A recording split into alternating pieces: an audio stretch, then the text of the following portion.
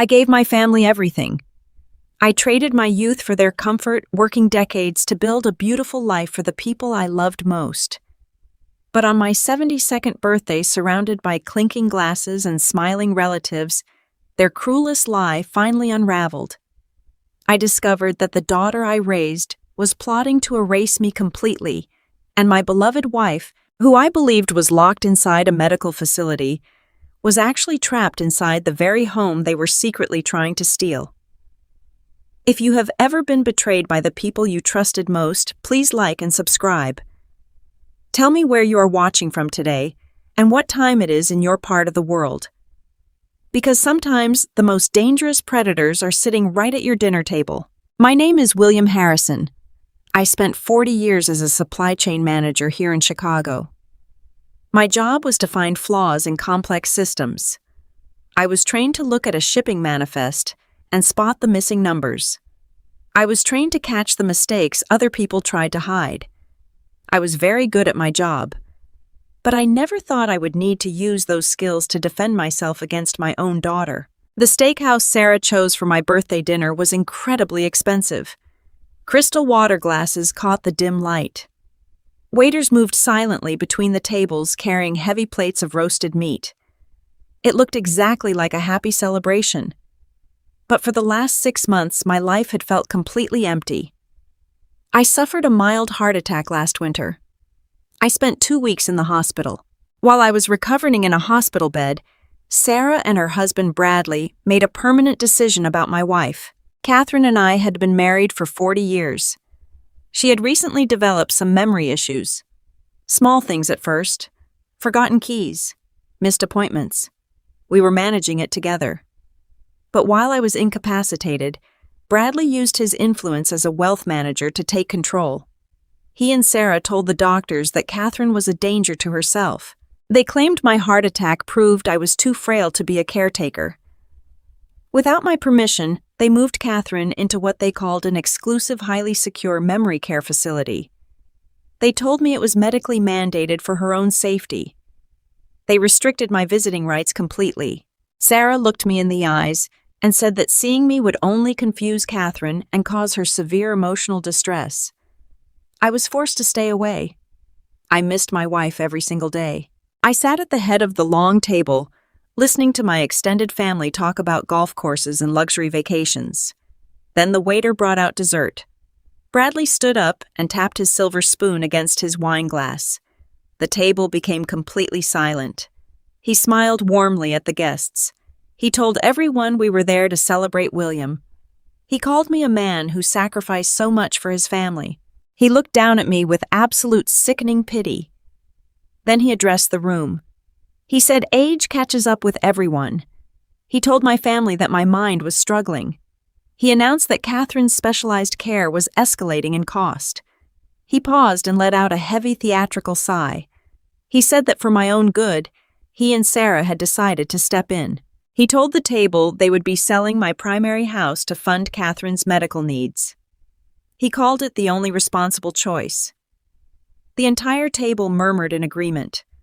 Relatives nodded sympathetically. My own son-in-law had just announced to a room full of people that my mind was failing. He announced that I was losing my home, and he disguised his incredible greed as love. I did not yell. I did not throw my drink. I sat perfectly still because anger makes you blind, and I needed to see exactly what they were doing. Sarah slid her chair closer to mine. She reached into her designer bag and pulled out a thick stack of papers. She placed them on the table right next to my coffee cup. She spoke softly, playing the role of the devoted daughter. She told me these were just updated medical authorizations for Mom's doctors. She said they needed my signature tonight, so Catherine's treatments could continue without any interruptions. She pointed to the bottom tabs and handed me an expensive pen. She expected me to blindly sign them. She expected my grief and public embarrassment to make me careless. But I spent 4 decades reading thousands of pages of corporate contracts. I never signed anything without reading every single word. I put the pen down on the tablecloth. I picked up the stack of papers. Sarah shifted uncomfortably in her seat. She urged me to hurry, claiming the clinic needed the files by morning. I ignored her completely. I turned the first page. Standard medical release forms. I turned the second page. Routine insurance updates. But on the fourth page, the legal language changed entirely. It was not a medical document. It was a commercial transfer form. It granted Bradley's wealth management firm total authorization to liquidate my primary residence. It gave him full power to act as my financial proxy. My heart began to beat very fast. They were not simply selling my house. They were tricking me into giving them the legal authority to take everything I owned. I kept my face completely blank. I turned to the final page. It was an updated residency record for Catherine. It listed the exact registered address of her supposed secure memory care facility. I stared at the printed letters. The address was not a medical clinic. It was a private residential address located on the coast. My breath caught in my throat. I knew that exact address. 10 years ago, I secretly purchased a pristine coastal property. It was meant to be my ultimate retirement surprise for Catherine. A quiet sanctuary right on the water where we could spend our final years together in absolute peace. I had paid for it in cash through an obscure private trust. Only a very small circle of people even knew it existed. I looked at the address on the paper again. Then I looked at my daughter. She was smiling politely at an uncle across the table, sipping her white wine. Catherine was not in a hospital. Catherine was not receiving specialized memory care. My daughter and my son-in-law had locked my wife inside our own secret dream home. They had isolated her from me completely. And now they were trying to steal my primary house under the disguise of paying for fake medical bills. I slowly folded the papers and placed them securely inside my jacket pocket. I looked at Bradley and told him I needed my reading glasses. I told him I would sign them at home. Bradley frowned, his polished mask cracking for just a second. I stood up from the table and walked toward the exit. The war had just begun. I drove home from the steakhouse with both hands gripping the steering wheel. The drive took 30 minutes. The streets of Chicago moved past my windows in a blur of streetlights and shadows. My mind raced through 40 years of careful planning. I parked in my driveway and walked directly into my house. I did not turn on the main lights. I moved through the dark hallway and went straight into my home office. I walked over to the heavy steel filing cabinet in the corner. I had kept my records inside that cabinet for decades. My career in supply chain management taught me the value of documentation. Every bank statement, every tax return, and every property deed was meticulously organized. I unlocked the bottom drawer. I reached for the thick green folder containing the coastal property deed. My hand found only empty space. I pulled the drawer open completely. The cabinet had been emptied. The heavy-hanging folders were replaced with neat color-coded tabs. Medical records, insurance summaries, and utility bills sat in thin folders. Everything else was completely gone. Decades of my financial life had been scrubbed clean. The original deed for the coastal sanctuary was missing. The bank statements proving my net worth were missing. Someone had professionally reorganized my entire existence to make me look like a dependent old man. Before I could process the violation, I heard the heavy click of the front door unlocking. I walked out of my office and stood in the hallway. Sarah stepped into the foyer. She did not ring the doorbell. She did not knock. She simply used her spare key and walked into my home as if she already owned it. She stopped when she saw me standing near the office. She looked at the open filing cabinet drawer behind me. Her face immediately shifted into a mask of exaggerated concern. She let out a soft, theatrical sigh. She walked toward me and placed her hand gently on my arm. She spoke to me using the exact tone people use for frightened children. She told me I was confused. She said I had been obsessing over the past lately. She told me she and Bradley had cleaned up my paperwork because I was losing track of important things. I looked at my daughter, the woman I had raised, the woman whose college tuition I had paid in full. She was staring at me with absolute calculated pity. She said I needed to stop worrying about old documents. She told me I needed to focus on resting my heart. The manipulation was flawless. If a stranger had been watching, they would have seen a devoted daughter caring for a declining father. But I was not declining. I was looking at a thief. I pulled my arm away from her hand. I asked her where my property deeds were. She smiled sadly and shook her head. She said I was agitated from the birthday dinner. She told me my mind was playing tricks on me. She said there was no coastal property deed. She claimed I was inventing memories because I missed Catherine so much. She was gaslighting me inside my own home. I walked into the kitchen to put some physical distance between us. My car keys were sitting on the granite counter near the sink. Sarah followed me closely. She reached past me and casually picked up my keys. She dropped them into her expensive designer purse. I asked her what she was doing. She did not look at me. She simply said my driving was becoming a liability. She claimed my doctors had recommended I stop operating a vehicle after my heart attack. I had spoken to my cardiologist 3 days ago.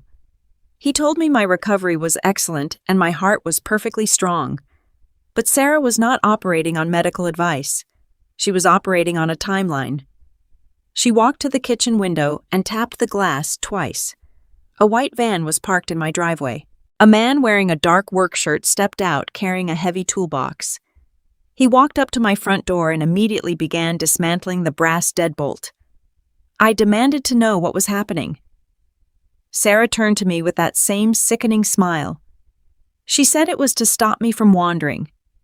She told me they were installing electronic smart locks for my own safety. She said Bradley would have the master code on his phone so they could monitor exactly who came and went. I stood perfectly still. The loud sound of a power drill echoed through my hallway. They were locking me inside my own house. They had taken my transportation. They had taken my financial records.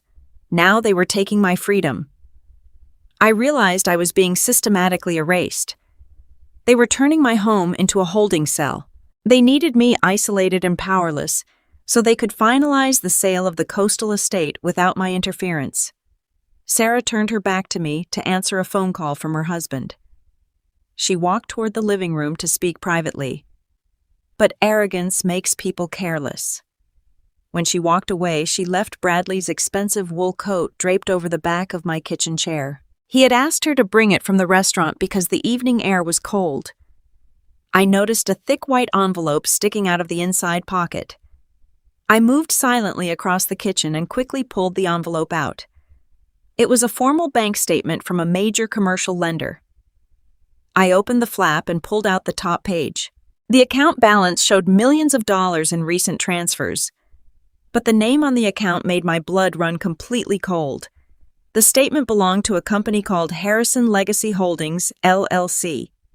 I had never created a holding company in my life. Bradley had taken my last name and created a corporate shell. He was actively funneling my entire life savings and liquid assets into an account he controlled. I memorized the account numbers and the corporate registry address. I folded the paper and slid it perfectly back into the coat pocket, just as Sarah walked back into the kitchen. She had locked me inside, but she had just handed me the exact map I needed to destroy them. I sat in the darkness of my living room and waited. The new smart locks on my front door blinked with a steady red light. Sarah and Bradley thought they had trapped me. They thought an old man without a car or a phone application was completely helpless. But 40 years in supply chain logistics teaches you to always build a contingency plan. You never leave your survival in the hands of a single vendor. And you certainly never leave it in the hands of greedy relatives. I waited until the grandfather clock in the hallway chimed midnight. The house was perfectly silent. I walked down the hallway and quietly opened the door to the attached garage. The air inside was cool and smelled of motor oil and old wood. I moved to the far corner behind my workbench. I knelt on the concrete and counted the wooden floorboards on the small raised platform I built years ago. 1, 2, 3. I pried the fourth board loose with my bare hands. Beneath the wood was a small steel lockbox taped to the joist. I pulled it out and entered the combination. Inside sat a thick stack of emergency cash and a single tarnished metal key. It was the key to an old rusted pickup truck I had purchased in secret 5 years ago. I kept it parked in a public lot 2 streets over. I paid the monthly parking fee in cash, so there was absolutely no digital record. Sarah had taken the keys to my sedan. She had no idea the truck even existed. I slipped the cash and the key into my jacket pocket. I did not pack a bag. I did not want to leave any empty spaces in my closet. I needed Sarah to believe I was asleep in my bed when she checked her phone application the next morning. I walked down the stairs into the finished basement. I moved a heavy bookshelf away from the wall to expose the emergency egress window. I unlatched the heavy glass pane and pushed it outward. Cold night air rushed into the room. I climbed up the concrete well and pulled myself out into my backyard. I carefully reached back down and pulled the window completely shut. I brushed the dirt from my trousers and walked across the damp grass. I stayed in the shadows of the large oak trees as I moved down the street. The neighborhood was completely asleep. I reached the public lot and found my old truck waiting in the corner. The engine sputtered for a moment before roaring to life. I pulled out of the lot and turned onto the highway. I drove through the night. The miles disappeared beneath my tires. My hands gripped the steering wheel tightly as the dark landscape rushed past my windows. I was heading toward the coast. I was going to find my wife. I arrived at the coastal estate just before dawn. The sky over the water was a deep, bruised purple. The salty ocean breeze blew through the open window of my truck. I did not drive down the main private road. I parked the truck half a mile away, hidden deep inside a thick grove of pine trees. I walked the remaining distance on foot, moving silently through the dense coastal brush. When the house finally came into view, my heart hammered violently against my ribs. The pristine, quiet sanctuary I had built for Catherine was completely gone. The property had been brutally transformed. 4 luxury sports cars were parked in the wide circular driveway. A massive commercial entertainment deck had been bolted onto the back of the house, stretching out toward the cliffs. High-end outdoor heaters and expensive patio furniture covered the wooden planks. Bradley and Sarah had not simply stolen our retirement home. They had turned it into a lavish corporate retreat to entertain their wealthy clients. Empty champagne bottles sat on the glass tables from a party the night before. I stayed hidden inside the tree line and observed the perimeter. My logistics training took over. I mapped the sight lines. I noted the newly installed security cameras mounted under the roof eaves. I kept my body low and moved carefully toward the back of the property, avoiding the camera angles. I crouched near the foundation and crept toward the lower-level windows. The basement was originally designed to be a simple, climate-controlled storage space for our holiday decorations and personal keepsakes. Now, heavy iron bars covered the thick glass. I pressed my face close to the cold window pane and peered into the dim light. The large storage room had been converted into a locked residential suite. The walls were painted a sterile white. A small bed sat in the corner. Medical monitors blinked silently on a bedside table. And then I saw her. My chest tightened so painfully, I could barely breathe. Catherine. She was sitting in a solitary armchair facing the blank wall. She was wearing a thin gray sweater. She looked frail and exhausted. She was not in an exclusive medical clinic. She was not receiving specialized memory care from a team of professional doctors. My daughter and my son-in-law had locked my beloved wife inside the basement of our own stolen dream home. They had turned our sanctuary into a hidden prison so they could use her existence to drain my bank accounts. I pressed my hand flat against the cold glass. I wanted to break the window. I wanted to tear the iron bars out of the concrete and carry her away. But anger is loud, and loudness gets you caught. I slowly pulled my hand away from the window. I memorized the lock mechanism on the patio door nearby. I backed away into the shadows of the tree line as the sun began to rise over the ocean. I knew exactly what they had done. Now they were going to pay. The numeric lock on the basement patio door was an older model. I recognized the manufacturer immediately. It was the exact same cheap security brand Bradley frequently used for his temporary construction sites. It took me less than 40 seconds to slide the thin metal blade of my pocket knife behind the plastic casing and cross the internal wires. The green indicator light blinked, and the heavy patio door unlatched with a soft click. I stepped inside and pulled the glass silently shut behind me. The air in the room was terribly stale and smelled strongly of clinical bleach. Catherine was sitting in a faded armchair under a harsh fluorescent light. She was not staring blankly into space. She was completely awake and perfectly lucid, quietly reading a paperback novel. When she heard my footsteps, she turned her head. The color instantly drained from her face.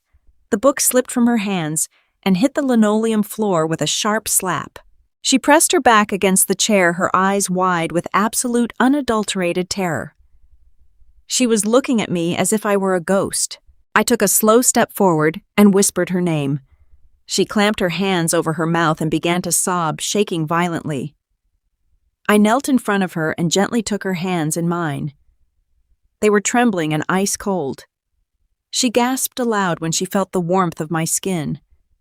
She reached up and touched my face, running her trembling fingers along my jaw and my cheek. She finally realized I was real. She realized I was breathing. She threw her arms around my neck and buried her face in my shoulder, weeping uncontrollably. Through her heartbroken tears, the darkest lie of all finally spilled out. Sarah and Bradley had told her my heart attack was fatal. They looked my grieving wife directly in the eyes and told her I died in the hospital 6 months ago. Catherine sobbed against my chest, telling me how they isolated her immediately after my fake funeral. They dragged her down to this basement and claimed it was her only remaining refuge. They told her my massive medical debts had bankrupted us, and aggressive creditors were coming to seize everything we owned. They confiscated her mobile phone, claiming they were protecting her from harassing collection calls. Then she pointed to a small plastic cup on the bedside table. It was full of heavy sedatives. She told me Sarah forced her to swallow those pills every morning and every night. The medication kept her mind entirely foggy, confused, and completely compliant. But yesterday, Catherine had felt sick and secretly spit the heavy pills into the bathroom sink. The chemical fog had finally lifted. She was completely aware, and now she knew her own daughter had buried me alive in her mind. I held my wife tightly, promising her I would get her out safely. Before we could move toward the door, the heavy thud of footsteps echoed from the ceiling above us. Deep male voices and loud laughter carried through the wooden floorboards. Bradley and his corporate associates had arrived for their weekend event. Catherine looked at me in absolute panic. She whispered that Bradley always came down to check on her when he arrived. I had to hide immediately. I scanned the sterile room and noticed a small wooden door near the bathroom. It was an adjacent utility closet, housing the water heater and the electrical panel. I kissed Catherine on the forehead, told her to pretend she was sleeping, and quietly slipped inside the cramped closet. I pulled the door shut, leaving a tiny crack open so I could carefully listen. Less than 2 minutes later, the heavy deadbolt on the basement door clicked open. Heavy dress shoes walked down the wooden stairs. Through the narrow gap in the closet door, I could see Bradley. He was not alone. He was accompanied by a man holding a sleek leather briefcase. They did not wake Catherine. They stood near the bottom of the staircase, speaking in low, confident tones. The man with the briefcase was a high-end commercial real estate broker. I held my breath and listened as they casually discussed the total destruction of my family. Bradley boasted about finalizing a massive sale of the coastal estate. He was selling our stolen dream home to a wealthy group of foreign investors for $4 million in pure cash. The broker praised the property, but quickly brought up a major legal complication. He told Bradley the bank underwriters needed a clean title before the funds could be released on Monday. He pointed out that Catherine's name was still legally attached to the property trust. The broker firmly said they could not close the $4 million deal without the widow explicitly signing away her survivorship rights. Bradley simply let out a cold, arrogant laugh. He told the broker not to worry about the grieving widow. He bragged about how easily he could manipulate her medicated mind. Bradley laid out his entire sickening plan right in front of me. He said he would come down to the basement the very next morning with the final transfer deeds. He was going to disguise the legal property release forms as routine grief counseling paperwork. He planned to tell Catherine she needed to sign them to authorize a visiting therapist. He guaranteed the broker that Catherine would blindly sign away her rights without ever reading the documents. The two men laughed, shook hands, and walked back up the stairs. The heavy deadbolt locked behind them, sealing us back inside the basement. I stood in the dark utility closet, my fists clenched so tightly my knuckles ached. Bradley was closing the cash sale on Monday. He was coming for Catherine's signature tomorrow morning. I had less than 24 hours to stop a $4 million fraud and save my wife. William waited inside the dark utility closet until the heavy footsteps upstairs faded completely into the main house. He stepped out into the dim basement and moved quickly to his wife. Catherine was trembling violently in her faded armchair. He knelt beside her one last time and took her face in his hands. He looked directly into her tear-filled eyes and promised her he would return. He told her she needed to play their cruel game for just a little while longer. He told her to act completely confused and fully compliant when Bradley came downstairs in the morning with the forged paperwork. He kissed her forehead and swore on his life that by tomorrow night they would finally be free. Catherine nodded bravely and forced herself to sit back in the chair. William slipped out through the sliding glass patio door and disappeared back into the shadows of the coastal tree line. He reached his rusted pickup truck just as the morning sun fully broke across the horizon. He did not drive back to his empty house in Chicago. He drove straight into the downtown financial district to find the one man who could help him tear Bradley's entire empire apart. Thomas Sterling was a brilliant old-school trust attorney. He did not use modern digital files or corporate cloud storage.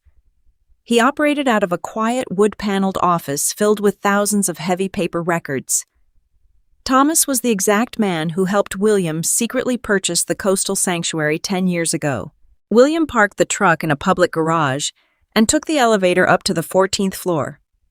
He walked directly past the startled receptionist and pushed open the solid oak door to Thomas's private office.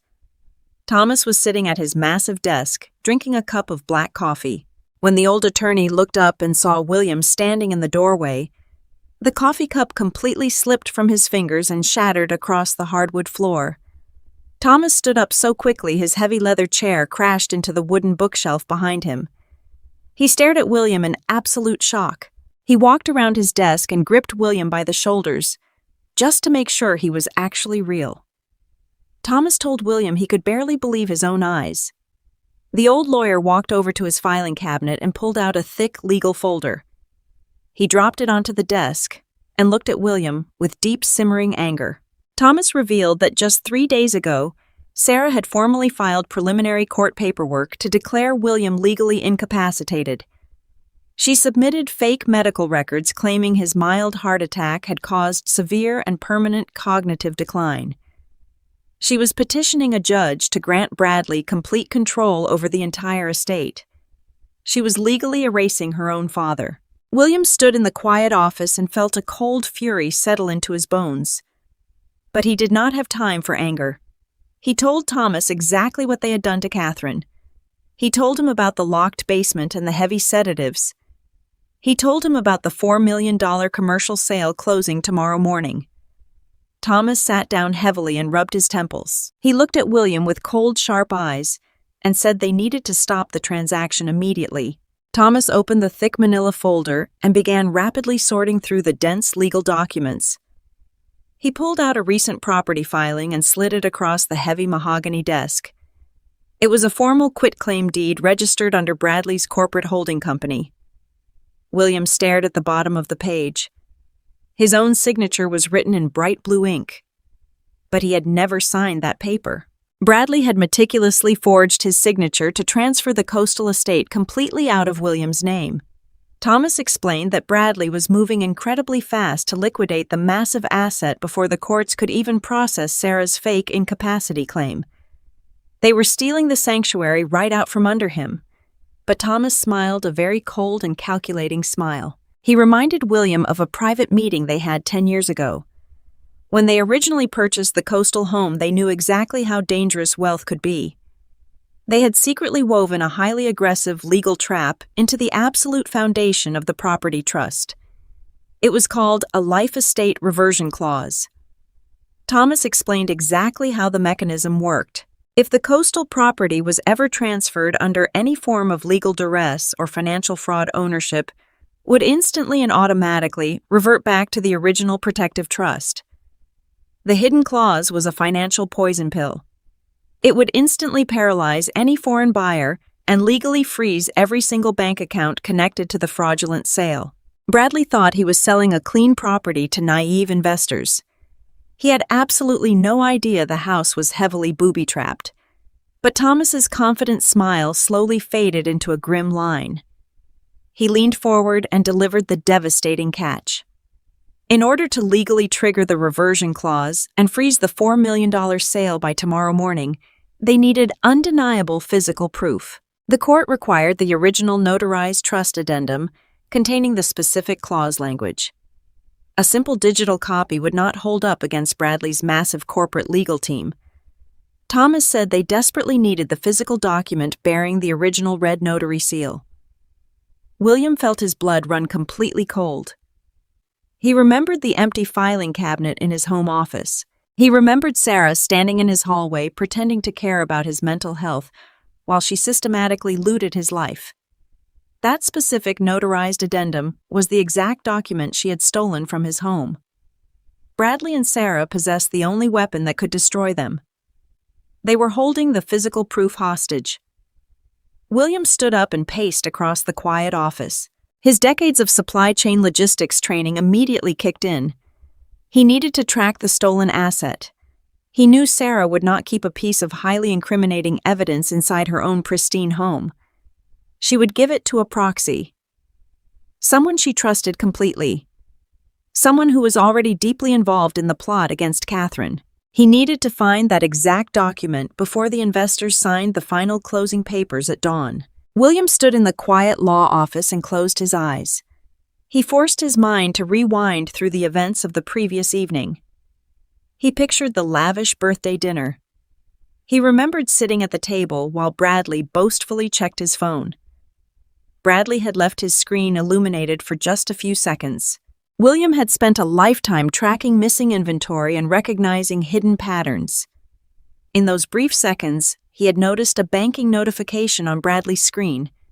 It was a digital transfer receipt for a substantial monthly storage fee. The recipient was Martha. Martha was Catherine's own sister. The betrayal ran far deeper than William had ever imagined. William left the attorney's office and drove his rusted pickup truck out into the quiet suburban neighborhoods. He parked half a block away from Martha's pristine two-story house. The manicured lawn and perfectly painted shutters looked entirely normal. But William knew the terrible secrets hiding behind that front door. He walked up the concrete driveway and stepped onto the wide wooden porch. He did not bother ringing the doorbell. He knocked loudly 3 times and waited. Martha opened the door wearing a soft yellow sweater and holding a cup of morning tea. When she saw William standing on her welcome mat, she nearly dropped her cup. The hot liquid spilled over the rim and splashed onto the floorboards. She stared at him as if a ghost had just arrived for breakfast. She quickly tried to recover her composure. She forced a bright artificial smile and reached out to hug him. She told him she was so happy to see him looking healthy. She claimed she had been terribly worried about his heart condition. William did not step forward to accept her embrace. He remained perfectly still. His face was a mask of cold, absolute certainty. He looked directly into her eyes and told her to stop acting. The artificial smile instantly vanished from Martha's face. She crossed her arms and adopted a defensive posture. She asked him what he was talking about. She claimed she was only trying to be a supportive sister during a family medical crisis. William stepped closer and methodically laid out the undeniable facts. He told her he knew exactly how Sarah and Bradley had managed to bypass the strict hospital security protocols 6 months ago. As Catherine's husband, William, held the primary medical proxy. but Martha shared Catherine's maiden name and possessed intimate knowledge of her medical history. William stared at his sister-in-law and told her the truth. He knew she had presented herself as the emergency family proxy, while William was unconscious in the cardiac ward. She had forged the authorization to legally isolate her own sister. Martha had handed Catherine over to monsters. William told her he had seen the digital storage fee receipt on Bradley's phone. He knew Bradley was paying her to hide the physical evidence of their massive fraud. He demanded the stolen files immediately. He told Martha that Catherine was currently locked inside a dark basement, heavily medicated and terrified. He asked her how she could possibly sell her own sister for a monthly deposit. Martha stepped back into the doorway, her hands trembling violently. The fragile walls of her innocent disguise completely shattered. Martha completely broke down. The teacup slipped from her trembling fingers and shattered against the porch floor. She covered her face with both hands and began to sob. She did not try to deny the accusations anymore. The guilt had clearly been eating her alive for months. She told William she was drowning in terrible credit card debt. She said she was terrified of losing her beautiful suburban home. Bradley had discovered her financial desperation and offered her a lifeline. She confessed that Bradley paid her $50,000 in pure cash to keep the stolen documents locked away. He paid her to remain completely silent while they erased William and imprisoned Catherine. William felt a wave of absolute disgust wash over him. He ordered Martha to take him to the documents right now. Martha nodded weakly and led him inside the house. They walked down the quiet hallway and entered her small home office. She moved a framed painting away from the wall to reveal a hidden steel safe. Her hands shook uncontrollably as she turned the heavy metal dial. The thick door clicked open. She reached inside and pulled out a large manila envelope. She handed it to William without looking him in the eyes. William opened the flap and pulled out the thick stack of papers. He immediately saw the bright red notary seal. It was the original trust addendum containing the life estate reversion clause. He finally held the undeniable physical proof of his ownership. He had the exact weapon he needed to legally destroy Bradley and freeze the $4 million sale. He slid the heavy document safely inside his jacket. He turned to leave the office but suddenly stopped. The loud screech of heavy tires echoed through the quiet suburban street. William moved quickly to the front window and peered through the edge of the curtains. A massive black sports utility vehicle had just violently parked in Martha's driveway, blocking his escape route.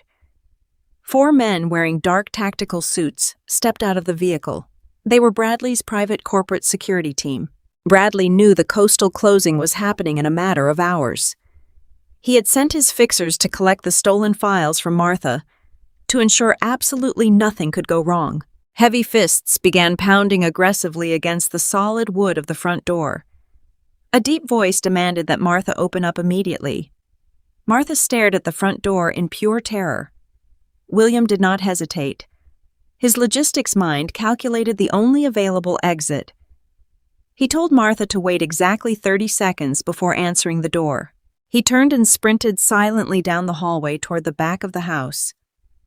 He slipped through the kitchen and quietly unlocked the rear sliding door.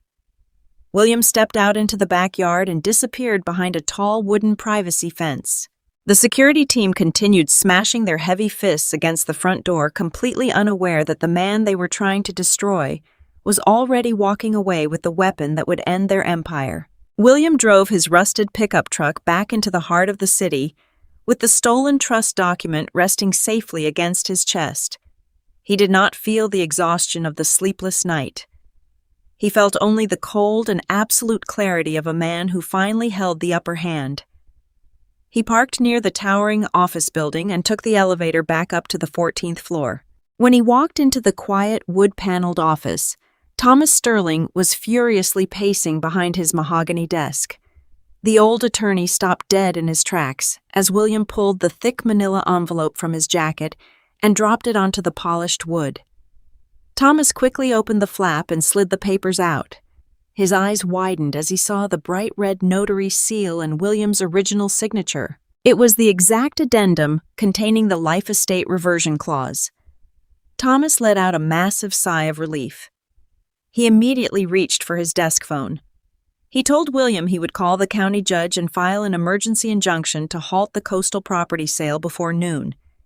He promised that Bradley and Sarah would be tied up in civil litigation for the next 5 years. William reached across the desk and firmly pressed his hand down on the telephone receiver. He looked his old friend directly in the eyes and told him to hang up. Thomas looked completely confused. He warned William that Bradley was closing a $4 million commercial transaction tomorrow evening. If they did not freeze the property right now, the foreign investors would take possession. But William shook his head. He explained that a quiet legal injunction would only give Bradley time to hide his stolen assets and hire expensive corporate defense teams. A prolonged court battle would drain their resources and keep Catherine trapped in a cycle of endless legal hearings. William did not want a quiet settlement. He wanted absolute and total destruction.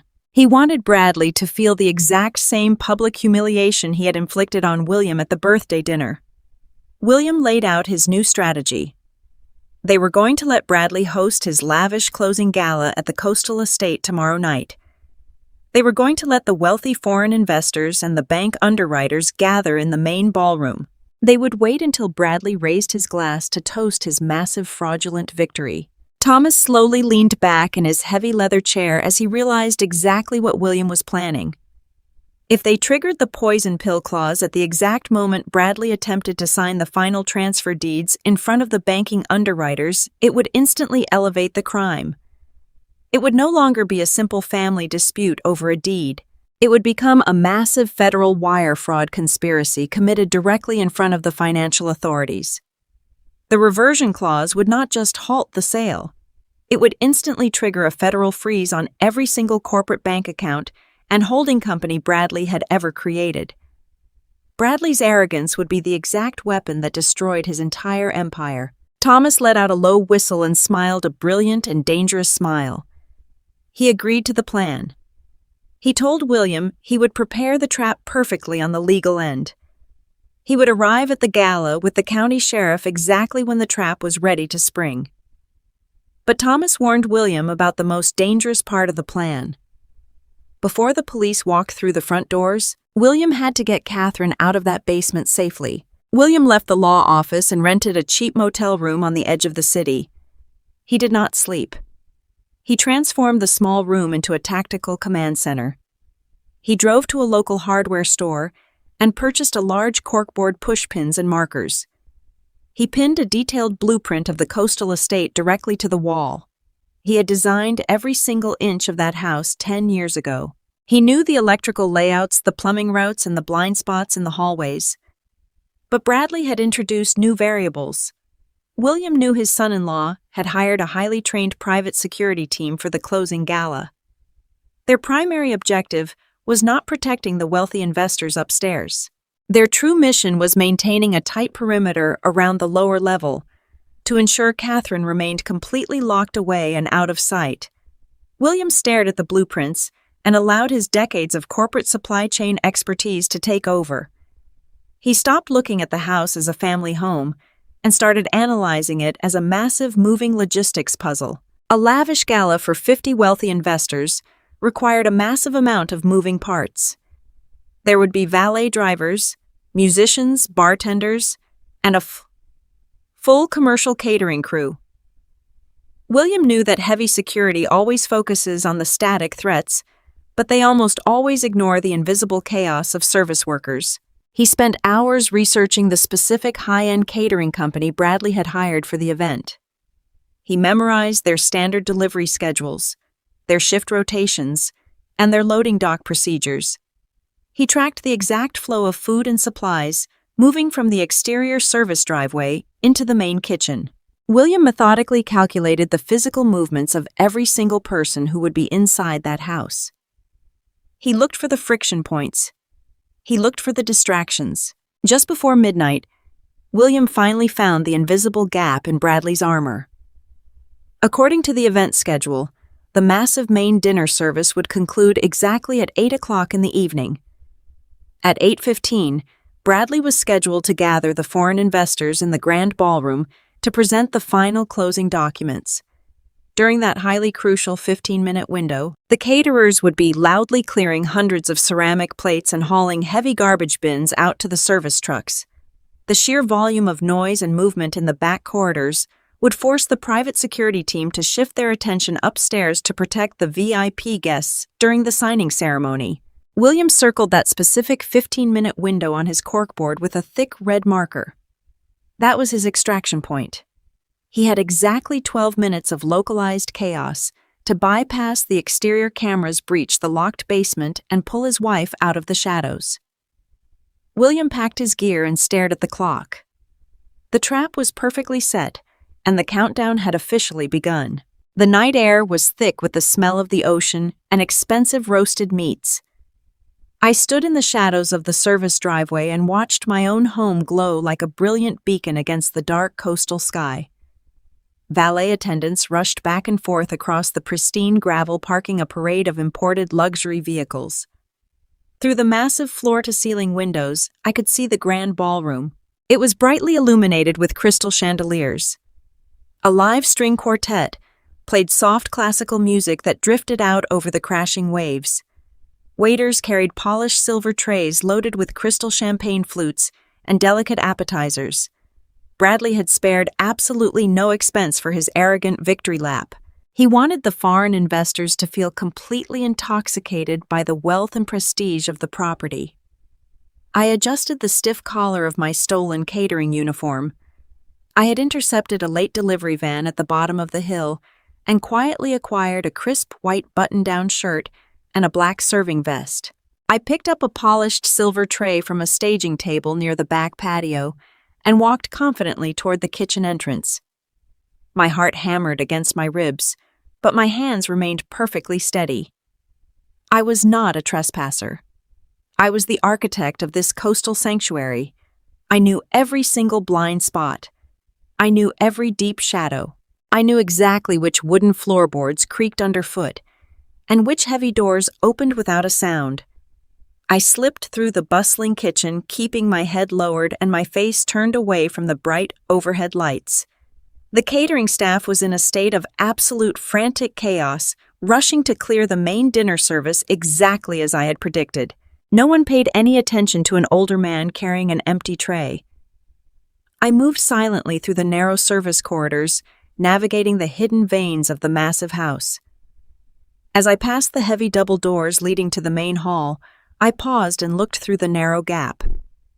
The wealthy investors were gathered around the grand stone fireplace, laughing loudly, and right in the center of the crowd was my daughter. Sarah looked absolutely radiant.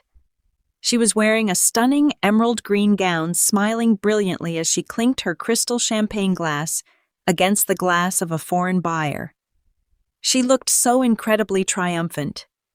She looked so perfectly happy. My own flesh and blood was celebrating the ultimate betrayal. She was toasting to a $4 million fortune built entirely on my fake grave and her mother's captivity. A cold, hard knot formed deep in my stomach. I did not feel any remaining trace of parental warmth. I only felt the freezing clarity of a man who was about to burn her entire illusion to the ground.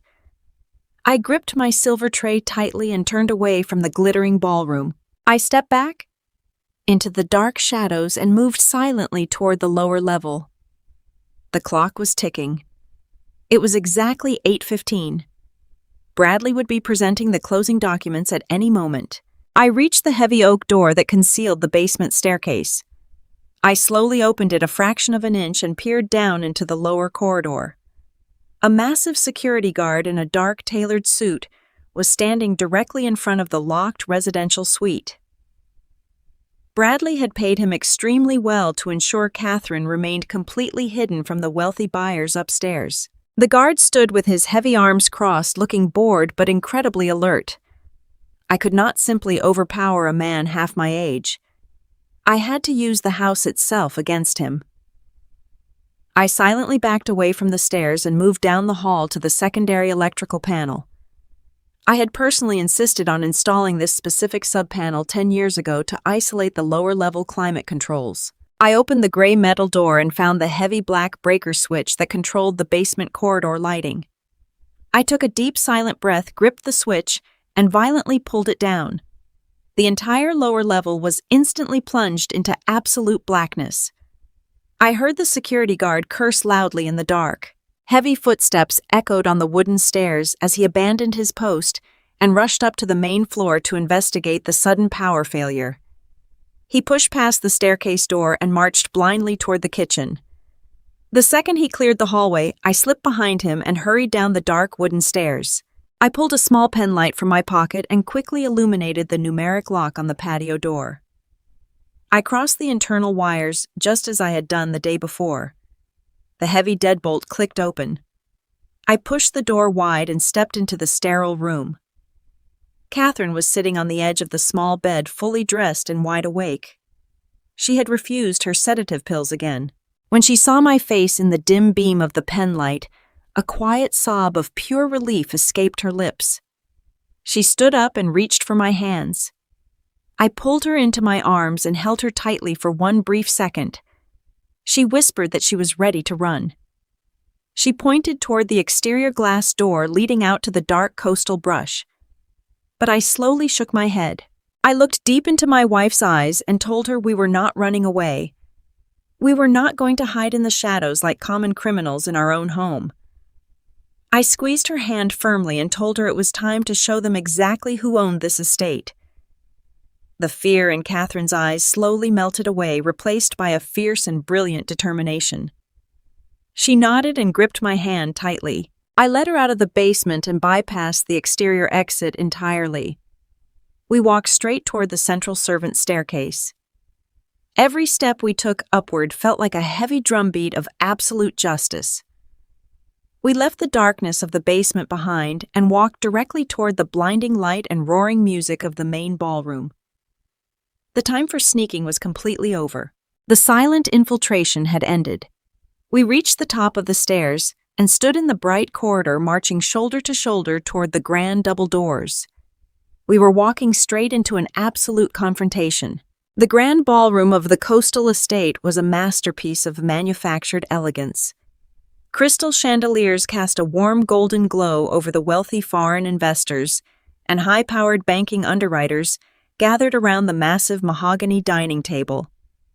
Bradley stood at the head of the table, looking like a king presiding over his newly conquered empire. He wore a perfectly tailored tuxedo and held a solid gold fountain pen in his right hand. The final closing document sat directly in front of him, neatly organized in a leather binder. The $4 million wire transfer was only one signature away. Bradley raised his crystal champagne flute, and the string quartet in the corner softened their music to a gentle hum. He smiled his signature arrogant smile and began to deliver a sickeningly boastful speech. He looked directly at the lead investor and talked about the absolute importance of family legacy. He lied with perfect effortless grace. He told the room that his beloved late father-in-law had built this sanctuary with his own two hands. He claimed it was his deepest honor to manage the estate and pass its monumental value onto the next generation. Sarah stood beside him, wearing her emerald green gown, beaming with complete adoration. She nodded along to every single word of his fabricated tribute. The investors raised their glasses in respectful agreement, completely enchanted by the illusion of a grieving but resilient family. Bradley lowered his glass and unscrewed the cap of the gold fountain pen. He leaned over the heavy mahogany table and placed the pen tip against the final signature line of the transfer deed. Right at that exact second, the soft classical music abruptly completely stopped. The sudden heavy silence in the massive ballroom was deafening. Bradley froze with his pen hovering just a fraction of an inch above the paper. He looked up in deep irritation, expecting to scold a clumsy musician or a careless caterer. The foreign investors turned their heads toward the grand double doors at the back of the room. Sarah turned her head too, her triumphant smile still frozen on her face. Catherine and I stepped out of the shadows of the corridor and walked directly into the blinding light of the crystal chandeliers. We did not hesitate. We did not walk with the fragile shuffle of confused elders. We walked shoulder to shoulder with our heads held high and our eyes locked directly on the two people who had tried to bury us. My wife stood tall and resolute, finally free from the heavy sedatives they had forced down her throat. I stood beside her wearing my stolen catering uniform, carrying the absolute certainty of their destruction. The entire room went dead silent. The silence was so profound, you could hear the ocean waves crashing against the cliffs outside. Sarah stared at me. Her eyes widened until they looked entirely wild. All the color drained from her face, leaving her looking like pale wax. The expensive crystal champagne glass slipped right through her trembling fingers. It hit the polished hardwood floor and shattered into 1,000 tiny glittering pieces. The sharp, violent sound of the breaking glass echoed off the high ceiling like a gunshot. For 5 agonizing seconds, nobody in the grand ballroom dared to breathe. The wealthy investors stared in absolute confusion at the older couples standing in the doorway. Bradley was completely paralyzed at the head of the table. His gold pen slipped from his hand and rolled across the final unexecuted deed. He was looking at me as if the ocean itself had just swallowed him whole. But Sarah was always the master of manipulation. The initial shock wore off, and her vicious survival instincts instantly took over. She desperately attempted to weaponize her disguise of concern one last time. She stepped over the shattered crystal on the floor and rushed toward the center of the room. She threw her hands up to her face and let out a loud theatrical gasp of absolute fake horror. She turned to the startled investors and loudly announced that her poor parents had tragically escaped from their secure memory care ward. She adopted a high-pitched voice of frantic faux panic. She spun around and began frantically waving her arms at the remaining private security guards standing near the kitchen entrance. She ordered them to immediately escort the confused elderly couple out of the ballroom. She yelled that we were incredibly sick and deeply delusional and needed to be restrained for our own physical safety. She was trying to build a narrative of tragic dementia right in front of the banking underwriters. She wanted them to believe I was nothing more than a confused ghost wandering into the wrong building. The private security guards exchanged uncertain glances and took a heavy step toward us. Sarah continued her loud, desperate performance, screaming that someone needed to call an ambulance before her father hurt himself. She was putting on the absolute performance of a lifetime trying to salvage her $4 million payday with pure aggressive lies. I did not raise my voice to argue with her. I did not scream. I did not try to convince the bewildered investors that I was perfectly sane. Anger and panic are the absolute weapons of the guilty. I simply looked at my daughter with cold, unblinking pity. I reached out and gently pulled Catherine one step to the right. We silently stepped aside, clearing the main pathway from the grand foyer. As Sarah continued screaming her frantic orders, the massive heavy oak front doors of the estate swung violently open. The loud metallic click of heavy tactical belts echoed into the silent foyer. Attorney Thomas Sterling walked straight into the grand ballroom. He was not carrying a briefcase. He was holding the original notarized trust addendum high in his right hand. And he did not walk in alone. Thomas was tightly flanked by 2 heavily armed county sheriffs wearing full tactical gear and cold, unsmiling expressions. The sheriffs immediately fanned out across the polished hardwood floor and placed their hands firmly on their duty belts. They stared directly at Bradley and Sarah. The fake walls of the memory care lie instantly crumbled into dust. The trap had officially completely sprung. The heavy silence in the grand ballroom was broken by Bradley. He refused to surrender his carefully constructed illusion. He straightened his tailored tuxedo jacket and stepped aggressively toward the armed county sheriffs. He plastered a look of absolute righteous indignation across his face. He told the officers that this was nothing more than a pathetic family disturbance. He reached onto the mahogany table and snatched up the leather binder containing the final closing documents. He pulled out the crisp white page of the forged quitclaim deed and shoved it directly into the chest of the lead sheriff. Bradley loudly declared that he was the sole legal owner of the coastal estate. He pointed a trembling finger directly at my chest and demanded that the officers immediately arrest me for trespassing and harassment. He swore that the property transfer was completely legitimate and that I was simply a confused old man trying to ruin a multi-million-dollar corporate transaction. Sarah stood behind him, nodding fiercely and attempting to maintain her fake tears of concern. The sheriffs did not move a single inch. They did not reach for their handcuffs. They simply looked past Bradley toward the open doorway. Thomas Sterling walked slowly into the center of the glittering ballroom. The old attorney radiated an aura of absolute cold authority. He did not raise his voice. He did not argue with Bradley's frantic performance. Thomas walked directly to the mahogany dining table and dropped the heavy manila envelope onto the polished wood. He looked at the foreign investors and the bank underwriters who were huddled nervously near the crystal chandelier. Thomas announced that he represented the true and legal owner of the estate. He pulled out the original notarized trust addendum. The bright red notary seal seemed to glow under the ballroom lights. He laid the heavy parchment directly on top of Bradley's forged quitclaim deed. Thomas instructed the lead banking underwriter to read the specific highlighted paragraph. The underwriter was a tall, stern man in a gray suit. He stepped forward hesitantly and leaned over the table. He adjusted his glasses and read the text of the life estate reversion clause in absolute silence. The color drained completely from the underwriter's face. He realized instantly what he was looking at. The document explicitly stated that any transfer of the property under duress or fraud would immediately trigger an automatic reversion of ownership back to the original trust.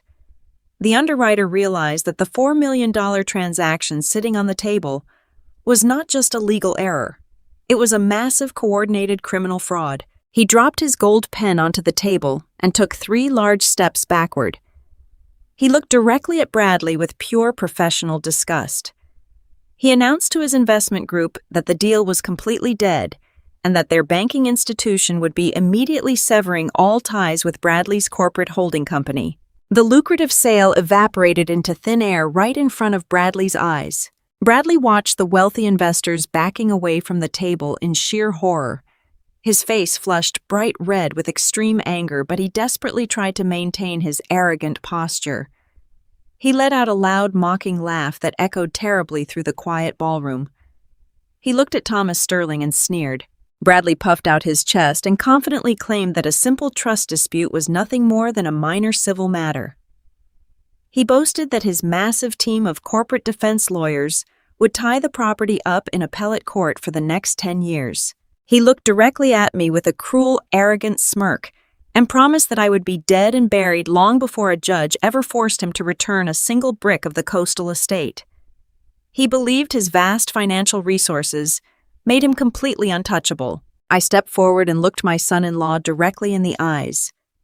I felt no anger anymore. I only felt the freezing cold certainty of absolute justice. I told Bradley he was completely wrong. I revealed that Thomas had not simply filed a quiet injunction to halt the property sale. I told him we had deliberately allowed him to bring the transaction to the very edge of completion tonight. By attempting to execute the fraudulent sale across state lines with a major commercial bank, he had triggered the poison pill embedded deep inside the reversion clause. I explained that the automated legal mechanism had not just frozen the coastal property. A federal judge had just authorized a total emergency freeze on every single corporate asset connected to his name.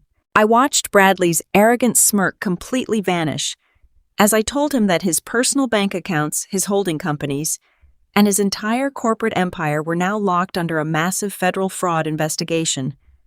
He was completely financially ruined. Before Bradley could even process the magnitude of his destruction, the heavy oak doors of the ballroom opened one final time. A third police officer walked into the room. He was holding the arm of a trembling woman. Martha stepped into the bright light of the chandeliers. Catherine gasped softly beside me. Her sister looked completely broken. Martha stood in front of the horrified investors and the armed sheriffs. I looked at Sarah and Bradley and delivered the absolute final blow. I announced that Martha had officially turned state evidence. She had given the police a full recorded confession detailing the $50,000 bribe. She had handed over the original stolen documents and provided absolute proof of elder kidnapping and medical fraud. Sarah let out a horrific wail of pure defeat and collapsed onto her knees right in the middle of the shattered champagne glass. Bradley stumbled backward and hit the mahogany table, clutching his chest, as the armed sheriffs finally moved forward to place him in handcuffs. They were legally and financially decimated in front of their wealthiest peers. The cold legal checkmate was absolutely complete. The sharp metallic click of the handcuffs echoed loudly against the high ceilings of the grand ballroom. The two county sheriffs moved with absolute professional precision, pulling Bradley away from the mahogany table and forcing his hands firmly behind his back. Bradley did not fight them. All the arrogant bluster he had displayed just moments ago had completely evaporated into the cold coastal air. He looked like a broken man staring blankly at the shattered crystal champagne glass on the hardwood floor as the lead sheriff read him his Miranda rights in a flat, steady voice. The wealthy foreign investors did not wait around to watch the rest of the spectacle unfold. The lead banking underwriter gave a brief, disgusted shake of his head, picked up his leather briefcase, and turned toward the exit. The rest of the investors immediately followed his lead, dropping their drinks on the side tables and hurrying out the heavy oak front doors. They wanted absolutely nothing to do with a massive federal fraud investigation. Within minutes, the grand ballroom was completely empty of the high society crowd, leaving only the police. Thomas, Sterling, Catherine, me, and my treacherous daughter, One of the sheriffs stepped toward Sarah. She shrank back against the floral arrangements, her stunning emerald green gown looking completely out of place against the harsh, grim reality of her impending arrest. When the cold steel closed around her wrists, she finally snapped. The mask of the calculating corporate businesswoman vanished instantly, and she suddenly looked like a terrified, helpless little girl. She turned toward me with dark mascara-stained tears streaming down her face. She pulled against the officer and begged me to tell them to stop. She cried out that she was my only daughter and that family is supposed to forgive each other no matter what happens. She looked at me with those wide, desperate eyes, fully expecting the unconditional forgiveness of a father who had spent his entire life protecting her from the harsh consequences of her own terrible actions. I looked back at my daughter and felt absolutely nothing. No anger, no blinding rage, no lingering paternal desire to save her from the fire she had started. I felt only a profound and heavy exhaustion. I stepped closer to her and looked directly into her tear-filled eyes.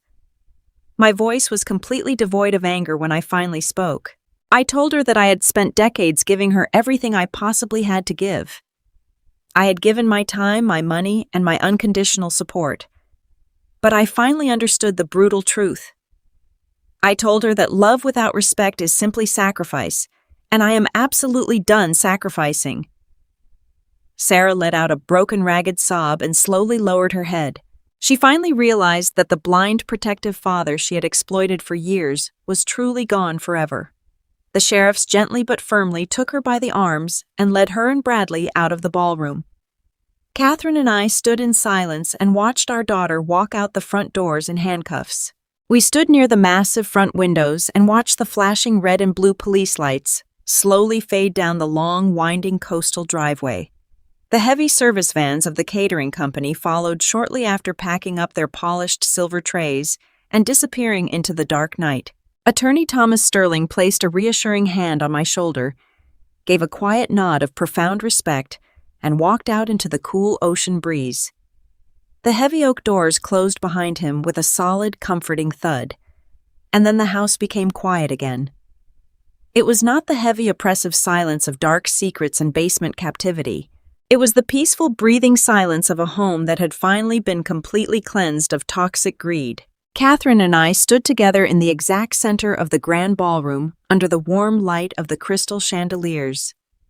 There were no frantic caterers rushing through our private halls. There were no wealthy, arrogant investors measuring our beautiful home for their own corporate profit. There were no manipulative, greedy children plotting in the shadows to steal our future. There was just the two of us standing on the polished hardwood floors, reclaiming the beautiful space that was always rightfully ours. I reached out and took Catherine by the hand. Her fingers felt incredibly warm and perfectly steady. We had survived the ultimate familial betrayal, and we had survived it together. Life teaches us incredibly difficult and painful lessons about the true nature of family. We are raised to believe that blood automatically guarantees unbreakable loyalty, and that being a good parent means surrendering your voice and your personal boundaries for the sake of your children. But trust must always be built on a foundation of absolute honesty, and respect must go both ways. Growing older does not mean becoming invisible, and loving your family does not require you to become a silent victim of their unyielding greed. Sometimes the absolute most important thing a person can do is stand up and fiercely defend their own dignity against the people who should have protected it. If this story touched your heart today, please take a moment to share your thoughts in the comments below. I would truly love to hear your experiences and to know where you are watching from and what time it is in your corner of the world right now. Your shared stories remind us that we are never walking these difficult paths alone. If you believe in the power of truth and the importance of second chances, please like this video and subscribe to the channel so we can continue sharing these important journeys together.